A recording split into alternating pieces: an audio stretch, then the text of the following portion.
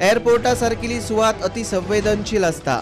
अशा सुवातेर कसलीच परवानगी घेनासतना 1 जुलयाक बीजेपीचो राष्ट्रीय अध्यक्ष अमित शाहान सभा घेतली। कायदो खोटाळ्याक लावन सभा जाली आणि एअरपोर्ट अथॉरिटीन कान दोळे धापले म्हूण एक्टिविस्ट आयरिशान आर्ग्युमेंट घाला।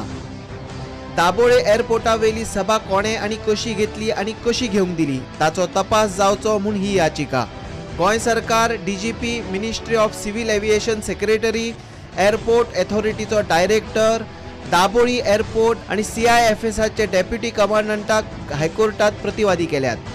केस सोमारा सुनावणे घेतली। ही सभा उत्स्फूर्त झाली म्हूण बीजेपी सांगीत भोवता।